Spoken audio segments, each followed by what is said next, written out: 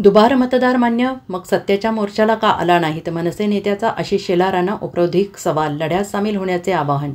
आशिष शेलारांची बुद्धी चांगली होती, मग आता का गंज लागला मला माहीत नाही. कदाचित सध्या बुद्धीचा वापर करता येत नसल्यामुळे गंज लागला असेल, कारण सध्या मंत्रिमंडळात मुख्यमंत्र्यांनी त्यांना चांगलं मंत्रिपद दिलं नाही, कदाचित त्यामुळे असेल.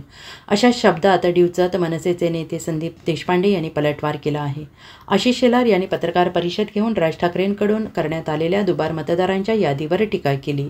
ज्या याद्या दाखवल्या ते मतदार हिंदूच होते असे शेलार यांनी म्हटले. त्यावर मनसेचे संदीप देशपांडे यांनी प्रत्युत्तर दिले. आशिष शेलार यांच्याबद्दल सहानुभूती व्यक्त करतो. एकतर सध्या भाजपमध्ये शेलारांना कोणी विचारत नाही. मुख्यमंत्र्यांनी त्यांना जे खातं दिलं आहे त्या खात्यात दम नाही, त्यामुळे त्यांचं जे वजन असायला हवं ते नाही. मुंबई प्रदेशाध्यक्ष पदही गमावलं आहे, तिथे कुणीही विचारत नाही, त्यामुळे आपण चर्चेत राहिलो पाहिजे या उद्देशाने त्यांची आजची पत्रकार परिषद होती, अशी टीका शेलारांवर देशपांडे यांनी केली आहे. सर्वप्रथम तर मी आशिष शेलार यांच्याबद्दल अतिशय सहानुभूती व्यक्त करतो. एक तर असं झालंय की सध्या भारतीय जनता पक्षामध्ये आशिष शेलारांना कोणी विचारत नाही. मुख्यमंत्र्यांनी जे खातं त्यांना दिलंय त्या खात्यात पण काही दम नाही, त्यामुळे त्यांची काही तिथे तेवढं जी व्हॅल्यू असायला पाहिजे ती नाही. मुंबई प्रदेश अध्यक्षपद पण गमावलंय, त्यामुळे तिथेही कोणी विचारत नाही.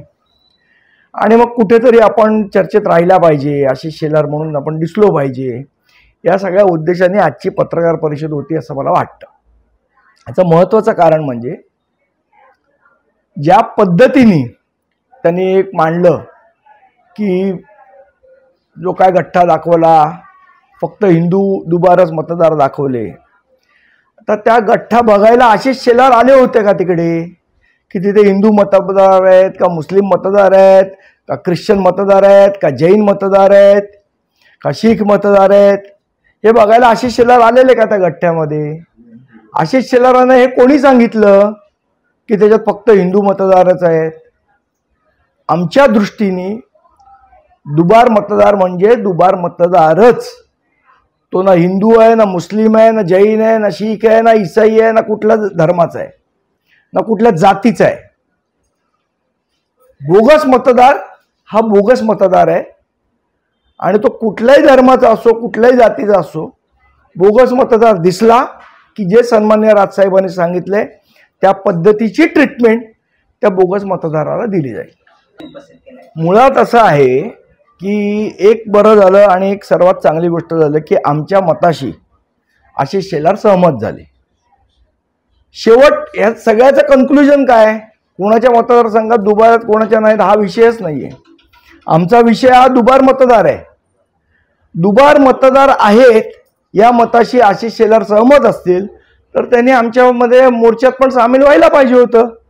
हा काय भारतीय जनता पक्षाविरोधात मोर्चा नव्हता, हा मोर्चा होता निवडणूक आयोगाविरोधात. आणि निवडणूक आयोगाने जर मतदारसंघामध्ये दुबार मतदार तयार केले असतील किंवा त्यांना ठेवलं असेल तर ही चूक निवडणूक आयोगाची आहे. आणि ही जर चूक मान्य करत असतील आशिष शेलार तर त्याच्यामध्ये त्यांनी यायला पाहिजे. Bureau report, SBN Marathi, Mumbai.